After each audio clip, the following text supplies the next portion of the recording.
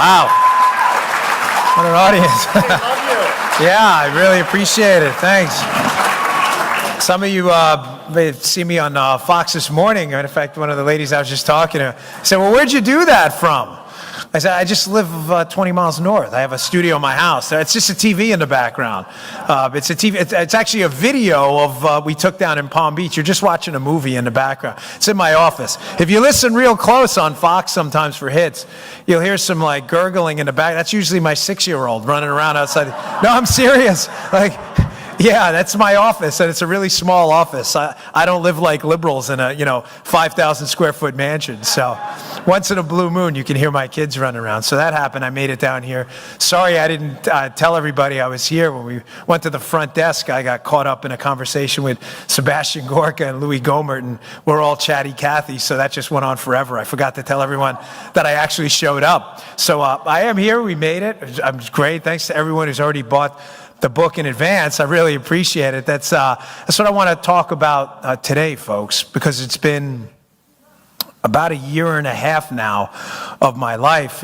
I've written 4 books, but this one by far was the most tedious to put together. I had to have 2 co-authors actually help me out. And the reason I wrote the book, this whole spying scandal, this debacle, this atrocious disgrace of a scandal that happened to our president. You know, a lot of cops, federal agents in the room, anyone have experience in law enforcement? Yeah, a couple, raise your hand. If I'm wrong, call me out on this, but when I was a cop and then a Secret Service agent, if you have even an ounce of empathy for human beings, which most of you in this room have more than an ounce, you have a whole lot, you'll arrest a lot of bad people for a lot of really bad things. But one of the things that impacted me so deeply in my life, I'm not going to say the guy's name for obvious reasons, but let's call him John Doe. You know, we hit a door at about 6 o'clock in the morning to arrest this guy in a credit card fraud scheme, and it was ugly. I mean, it had been hundreds of thousands of dollars. When you're a federal agent, you don't get to arrest people for like $5 petty crimes or anything like that. They'll throw you right out of there. It was a serious crime. We arrested the guy, and I remember after working on this case for 6 months, there was this sense of accomplishment tempered immediately by this awful feeling in my gut. It's 7 o'clock in the morning, you arrest him, and you don't anticipate the human side of it. Well, what happened? The guy's young kids ran out. That's their dad. He actually wasn't the worst guy in the world. He was actually a good father to his kids, and they're watching their father in handcuffs. And the wife is crying, their life is over. Now, the guy was a bad guy, don't get me wrong.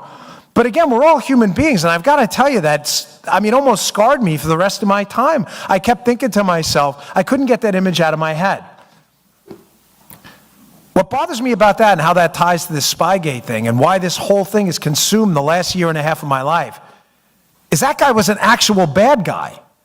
Imagine if you find out you're the President of the United States, all you did was win an election, and you find out the massive machinery of the federal government with the ability to slap bracelets on you in the form of handcuffs, take your life and your freedom, was turned against you. Folks, this happened. This is the biggest scandal of our generation. There's no close second. This makes Watergate look like romper room. Now, I only have about 20 minutes or so to get through this. This is usually about a 45-minute speech. I just gave it in California. But I promise you, there wasn't one person falling asleep the entire time. I'm going to walk you through what happened. It's all in the book, by the way, in great detail. And what we did in the book, if you choose to buy it or not, it's totally up to you. I'm happy to sign them. I won't leave until I sign every one of them. But read the footnotes. We deliberately did not use footnotes from right-leaning resources. I used CNN, the Washington Post, the New York Times, because anyone who tells you, oh, this didn't happen, just go to the footnotes and say, did you read this article? It happened, folks. The President of the United States had the intelligence community and the law enforcement community of the United States at the highest levels weaponized against him.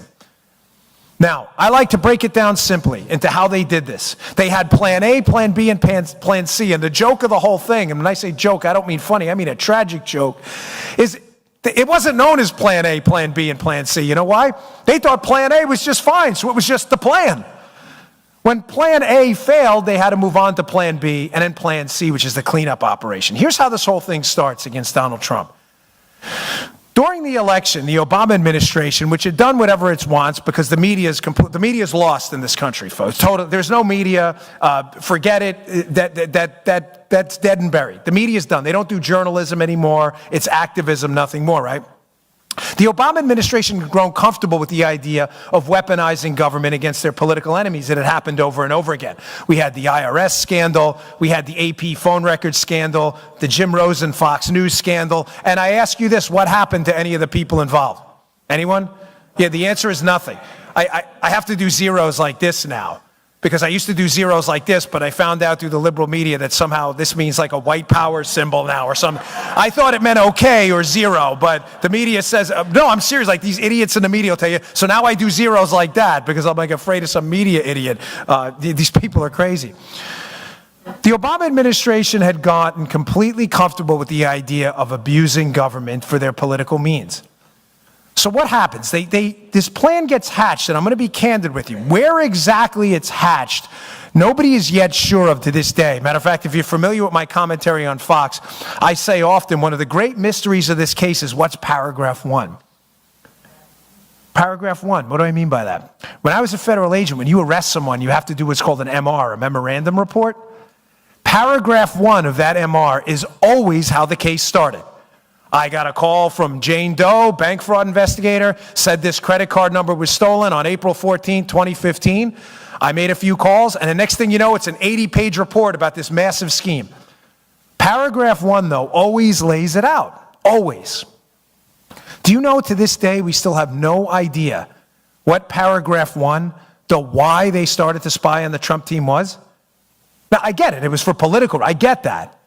But at some point, somebody, you have to understand, folks, had to put down on paper a semi-legitimate reason to start the most massive spying operation in a political campaign in U.S. history. Do you know nobody to this day will tell you what that is? I know what it is. So the first plan they do to hit the Trump team, folks, is they learn to manipulate these about queries in the NSA database. The NSA has a database of a whole boatload of information, metadata, texts, that kind of stuff. How it works is too complicated in the time I have, but what you can do is you can query that NSA system and you can get a whole lot of information. But what happens? This is plan A. This is how they're going to get the information. I hope, if I'm not following, please stop me, because this is important. The Obama administration figures out that through unmasking, in other words, wiretapping people, pretending they're targeting foreigners, and then querying information in this database, that they can get all the political opposition research in the world that they need against the Trump team. It's beautiful. No one's going to call them out. The media's on their side, right? But there's a good guy in this. There's a white hat. Somebody in the government sniffs this thing out. That's why I tell you, this wasn't plan A, this was the plan. They were going to unmask people, wiretap people, and they were going to query this NSA database and get all the information they needed about the Trump team.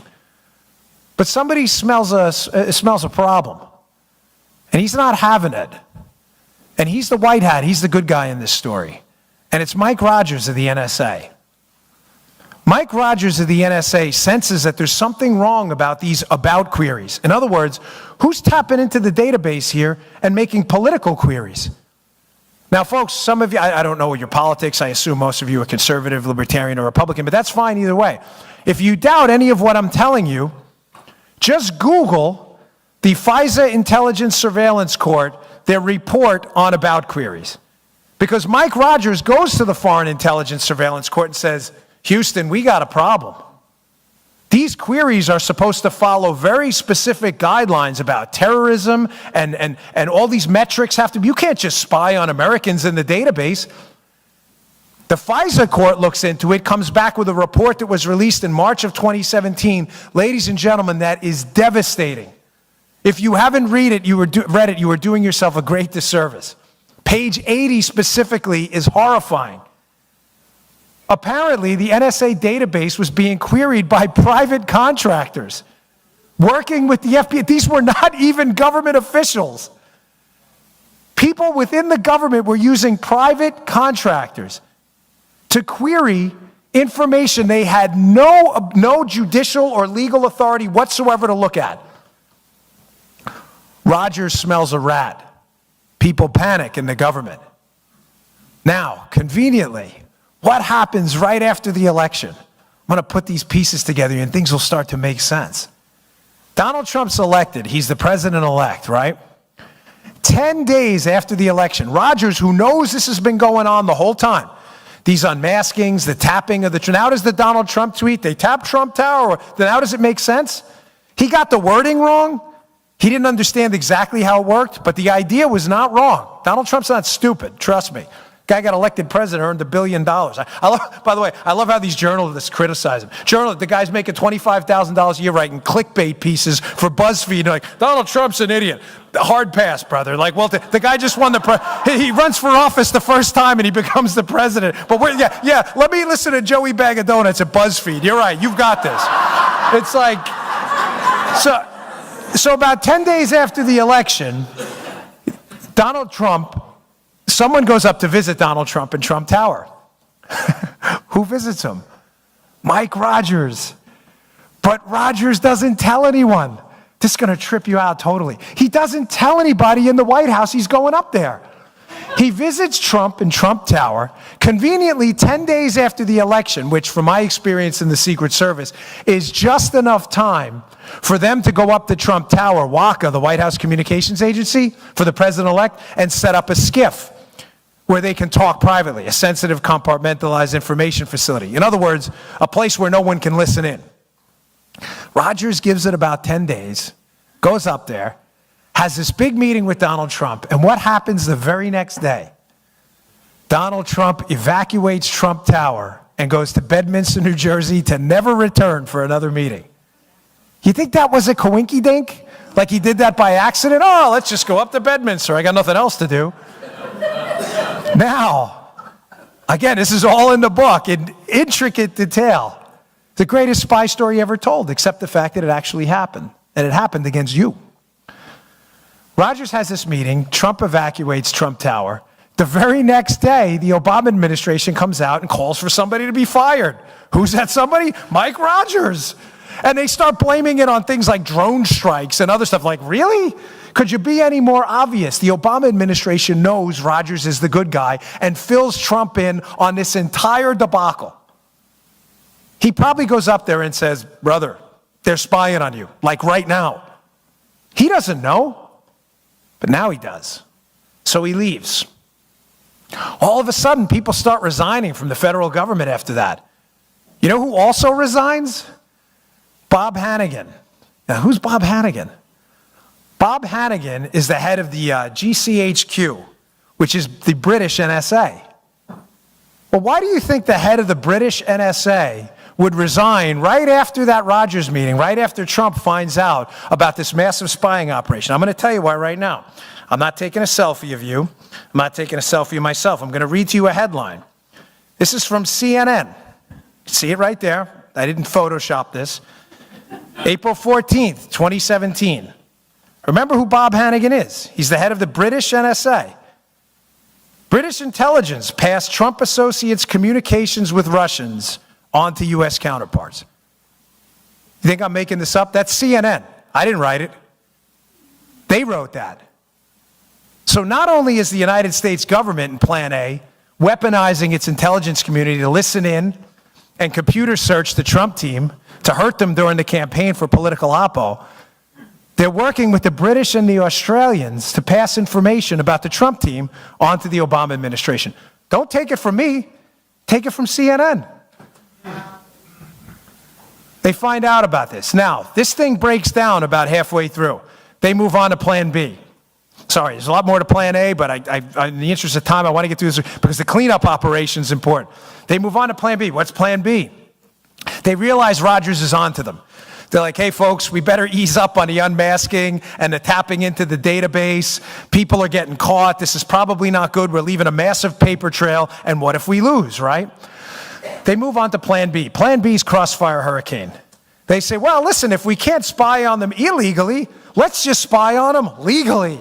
We have this beautiful thing called the FISA court, where we can walk into the FISA court, we can get a warrant on somebody, and when you get a warrant on somebody in the Trump team, they have this beautiful thing for the Obama administration called the two-hop rule. Well, it's for everyone, not just for Obama. Meaning, if I spy on you, and you're a member of the Trump team, I can hop to everybody you emailed, and then everybody they emailed. So basically, all I need to do is get a FISA warrant on the guy cleaning the floors in Trump Tower, and I've got everyone. Because if he emailed his boss and his boss emailed Don Jr., I get everybody. Beautiful, right? Not really. Because they were stupid. They were dumb. And they screwed up. The problem with the FISA court, unlike the unmaskings and the tapping into the database, is they had to produce actual evidence in front of a judge. There was a judge in a FISA court that needed evidence that the Trump team was working on behalf of a foreign power, but critically doing it in violation of at least one U.S. law. Folks, they had nothing. They had zero. Do you understand they, to this day, have absolutely zero? Zero. Remember, don't do it one hand. It's a big mistake. Media people, you'll be a white power person after that. They always do it that way. They had zero evidence at all. The funny thing, I'm only half kidding. That's how worried I am about the media. They're so crazy these days, right? They had nothing on collusion. Nothing. Zero. So what does the FBI and the State Department and the DOJ do? They say, well, we don't really have any evidence. Let's just make it up. We've got this guy we worked with in the past, this guy Christopher Steele. Now I'm going to do this. I'm not taking a selfie again. I'm not taking a picture of you. Don't you worry. I'm going to read to you another headline. You need to write this down because this one's going to blow your mind. Any of you read the dossier? You haven't, right? Not many people have. You should. If you haven't read the dossier, don't you worry. Because the dossier was already written back on April 17th of 2007. You're like, what do you mean? I don't get it. It's 2017, right? No, I didn't get that wrong. It's written right here in the Wall Street Journal on April 17th, 2007. Who's the author of this critical Wall Street Journal piece? Glenn Simpson and Mary Jacoby, his wife. Glenn Simpson, the purveyor of Fusion GPS. The article is called, How Lobbyists Help Ex-Soviets Woo Washington. Folks, I dare you to take a moment and read that piece. Put it next to the dossier. It's the same thing. It's the same thing. It's the same story. It was written 11 years ago. Glenn Simpson clearly had this information about Russian influence in Washington. He wrote 10 years ago. Read the names in the article. You know who appears in this article? Paul Manafort, all of these players. So what likely happened after Plan A collapses is they say, listen, let's go to the FISA court and do this legally, but we need evidence. We don't have evidence. Don't worry. Hillary Clinton's got a guy at Fusion GPS, says he's got a story to tell. Ladies and gentlemen, Glenn Simpson took his Wall Street Journal piece like it was a movie script, scratched out the names, put Donald Trump's name in there and said, look, I got a story for you guys. It's all BS. The whole dossier is crap. Read the article. It's a movie script they recycled. It's a fairy tale. It's an Aesop's fable. It's made up. It's a scam. There is not a scintilla of evidence that it's true. Now, the big question on Plan B till I move to the mop-up operation, Plan C. Now they're in trouble. They're in a lot of trouble because they realize the dossier in and of itself is crap. And a lot of people at the Bureau know it. They need to buttress it with some stuff to make it a little harder. Now's where the Michael Cohen story comes in, Trump's lawyer. In the dossier is a very specific allegation, right? That Michael Cohen, Trump's lawyer, went over to Prague to set up this whole information exchange with the Russians, right? Well, what's the problem? Michael Cohen had never been to Prague, and his passport proved it. Where do you think they got that name, Michael Cohen? You're darn right. They probably were in that NSA database looking up a Michael Cohen and they got the wrong guy. I know there's only one Dan Bongino. I can tell you for sure there are a whole lot of Michael Cohens. Are you right? John Smith, John Brown, Cohen, these are common last names. They got the wrong Michael Cohen. So now you should be asking yourself, who the heck was Glenn Simpson dealing with in the government that gave him that name? And how did they get it? Plan B falls apart too. Plan B falls apart because something happens in November. Donald Trump wins. Nobody, I'm telling you, take it to the bank, cash this check, and spend the money. Nobody saw that coming. No one. Everybody thought Hillary Clinton was going to get in. This was all going to go away. They were going to appoint their own attorney general, probably John Brennan, and this story is never, ever to see the light of day, not in their lifetimes. But make no mistake, they know what they did. They all know what they did. Every single one of them. So they have to move on to Plan C. Plan C, I call it clean up on aisle 4. Now they're in trouble. They know they've got white hats in the government. I know one of them right now that's still in the FBI. That's unquestionably cooperating with this investigation if you know how to read the tea leaves. And if you read the book, you'll figure out who it is. People start cooperating and talking, and now people are panicking. Now does John Brennan's meltdown after the election make sense? He's the head of the intelligence community who, again, another thing for you to Google, but it's all in the book again. Who do you think John Brennan met with right before the election at the, quote, director level as reported on by multiple media outlets? Bob Hannigan, the same guy from the British intelligence agency that quits right after Trump's election. He quits 10 days after and doesn't tell anybody about it. He says, oh, I'm leaving for family reasons. What do you mean? You related to Donald Trump? What do you mean family reasons? Family reasons, you're leaving because Donald Trump got elected. Who also quits? John Carlin. Who's John Carlin? He's the head of the Department of Justice National Security Division, the final division in the Department of Justice to put their John Hancock on the FISA warrant. He quits right after the election. Who did John Carlin work for? Now clean up on aisle 4 is going to start to make sense. Who did John Carlin work for before he got there into the DOJ? He's Bob Mueller's chief of staff. He was Bob Mueller's chief. Now does Bob Mueller make sense? Clean up aisle 4, get the mops out. Everybody realizes they're all going down.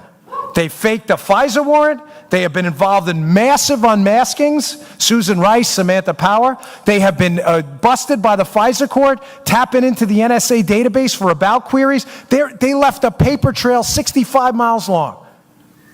Bob Mueller has to clean this whole mess up. Bob Mueller is the only... Do you notice how right away they had the name? So Bob Mueller's old chief of staff, he's the cleanup guy. Listen, make no mistake. Bob Mueller's job right now is one thing and one thing only. Keep the heat on Donald Trump relentlessly for anything. Jaywalking, ripping off mattress tags, combing his hair the wrong way. Keep the attention on Trump no matter what, because the minute the Bob Mueller thing is dissolved, all of this is going to come out, and it is hell hath no fury. Folks, they left a paper trail. They can't run from this.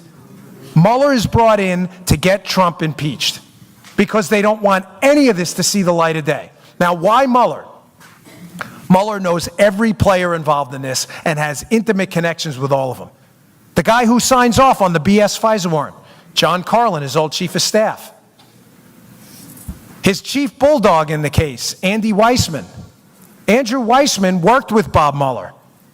Andy Weissman was the chief prosecutor on the Enron case when Bob Mueller was the FBI director. Remember the Enron case that they screwed up royally? That's how they know each other. Andy Weissman hates Donald Trump. He's on emails congratulating Sally Yates for telling Donald Trump to go pound sand. Well, it gets better. Who else does Bob Mueller know? On Bob Mueller's Enron team, it all goes back to Enron. That same Enron team, headed by Andy Weissman, had another lead lawyer on the case. Who was it? Catherine Rumler. Who's Catherine Rumler? Obama's White House counsel, who was Obama's lawyer while all of this was going on. They know each other. Now you may say, fine, so Bob Mueller knows Obama's lawyer while this whole Spygate thing was going on. What's the big deal? You Google George Nader, Daily Beast, you can read an article today. Just popped today before we showed up.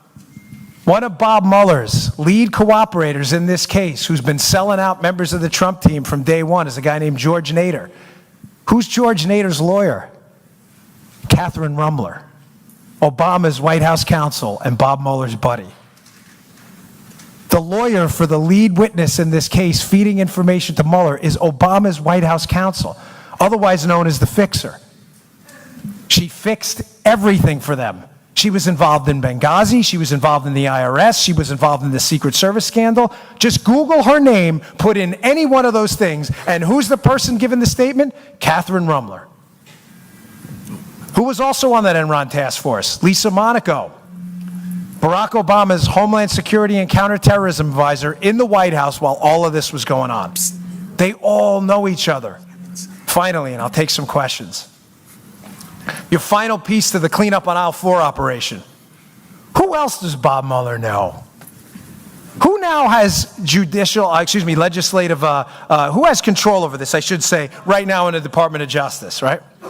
Rod Rosenstein, right? Because Sessions had recused himself, now Whitaker's in there, which was a good appointment, right?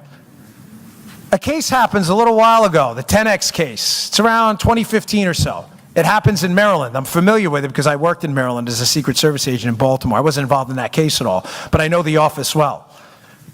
The 10X case goes down in Maryland. The 10X case, a cooperator for the United States government paid $50,000 by the FBI, comes to the FBI with some troubling information that the Russians are helping the Iranians build their nuclear program and that there's a company helping Russians get a hold of our uranium. It's called the 10X case. It was the precursor to something you may have heard about, the Uranium One operation. The same players are involved.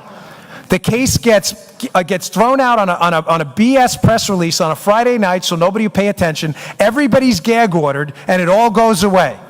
That the Obama administration, an FBI paid informant, admitted that we were giving the Russians uranium while they were building the Iranian nuclear program and chanting death to America. Who was the lead prosecutor on that 10X case, the precursor to Uranium One? Rod Rosenstein. And who's the FBI director? Bob Mueller. Folks, they all know each other. This is the biggest scam in American history. Folks, I beg of you, I really do. You cannot let your legislative people, your congressmen or anyone off the hook. Whatever connections you have, you need to keep the heat on this. Because if these people don't go down the right way, unlike the Obama administration tried to do it to us, this will happen again. I'm telling you, what they did was such a grotesque, horrendous abuse of power. It disgusts me to this day, and I will never, ever forget that story about that guy we arrested and his crying kid that morning who wasn't going to see his dad for another year. That's a horrible thing to have to do to someone, and it's a grotesque thing to do to someone to unleash the power of the federal government when they did nothing wrong. And Donald Trump did nothing wrong. And if you read the book, and by the way, one last thing before I get to the questions. It's not a narrative. You don't have to read it straight through. It's written like a police file. I think that's why it's been selling like crazy. You can read the last chapter first. You can go right, it's written like a police file because the names, like I said, this is an hour-long speech I compressed into 20-plus minutes. The names never stop coming up again, ever. Oleg Deripaska, connected to Vladimir Putin, who's connected to Adam Waldman, a lobbyist who's emailing and texting Mark Warner, a Democrat on the Senate committee. Who's Waldman working for too? Christopher Steele, the guy working for Hillary. They're connected to the Russians. The people that show up at the Trump Tower meeting, Veselnitskaya with Don Jr. and Rinat Akhmetshin. Veselnitskaya works for Fusion GPS on a separate case. And Akhmetshin, the other guy, the Russian intel guy that shows up at the Trump Tower meeting, you know who his lawyer is? Edward Lieberman. You know who Lieberman's wife is? Evelyn Lieberman, Bill Clinton's old chief of staff. Read the book, folks. It's all laid out for you. So thanks for your time. I appreciate it. Thank you very much. I'll take your questions. Thank you. Thanks. Thank you. Sure. They love you. That was a very well done story. We have time just for a couple of quick questions, but before we get to Dr. Gorka and whoever else Mike Finch calls on, Dan has an amazing podcast. I meant to mention it in the introduction. You can go to Apple iTunes and Google for the Dan Bongino Show. And recently he had George Papadopoulos on, and he did what every good interviewer should do, not interrupt and let him talk. It's very highly recommended. Thank you, sir. Yeah, please, I would really appreciate that. It's free. It's called the Dan Bongino Show. We're like the third biggest show in the country now. But if you want it down, it's all free. It doesn't, it's on iTunes, Spotify, SoundCloud. It's at Bongino.com. You just click the play button. You don't have to do anything. But check it out. And please check out that interview with Papadopoulos. It is eye-opening. He's the key figure in this whole thing. So, Mr. Gorka, question. We know this. Dan, after the panel this morning with Joe DeGenoa and Victoria Tunzing and this presentation, we have incontrovertible proof of the biggest political law enforcement intelligence scandal since our republic was founded. Yeah. Is it enough for the right person to become AG? If it isn't, what more do we need for justice to be done? Yeah, that's a great question, and I get this question a lot. As a matter of fact, that speech you and I were chatting about in California, same group I spoke in wants Sebastian. They want the A team, I guess, right? I'm just kidding, my head's not that big. But they wanted Sebastian to come speak, and I was out there, and I get this question all the time. They say, well, what's going to happen? And I'm here to give you the bad news, unfortunately. No, I mean it. I'll give you the bad news and the good news. The bad news is nothing. I am not convinced anything's going to happen to any of these people at all. Remember, justice isn't blind in the United States. It's only blind to Democrats. Bob Menendez got off. Hillary Clinton got nothing. I mean, it's completely obvious that Hillary Clinton was involved in federal crimes. There's no doubt about it. It's just there's no will to prosecute Democrats. And the reason for that, as Sebastian knows as well as a lot of you do, is the media are full of liberals that will protect the Democrats to the end. They'll have Donald Trump potentially thrown out of office for ripping a mattress tag off. Hillary Clinton will, trade information over a private server that the Russians and Chinese were most likely reading, and nothing happens at all. Now, you say, well, what's the good news in that? I'm just being candid with you. I'm not convinced anything's going to happen at all. There's a massive paper trail on this. I think you'll get some of the non-politically connected players. I think Andy McCabe's in a lot of trouble. I actually think Jim Comey's in more trouble than you think. That's, again, if I had more time, I'd explain to you why, but he's in a world of trouble. He hid the case from Congress for 8 months. He's obligated to report quarterly. I know liberals have a tough time with math, but that means every 3 months. So Comey's in a world of trouble. But the politically connected players, Brennan, Clapper, John Carlin, Susan Rice, Samantha Power, the people who are involved, I'm not convinced anything's going to happen at all. Here's the good news. I always say I hate quotes because I think it's like for lazy men when speak when let me quote someone else. Talk yourself. You can't figure it out. But some are really good. And, the book The Natural is just tremendous by Bernard Malamud. And in the book, he says, we all live two lives, the one we learn from and the one we live after that. And the only path to true happiness is through suffering.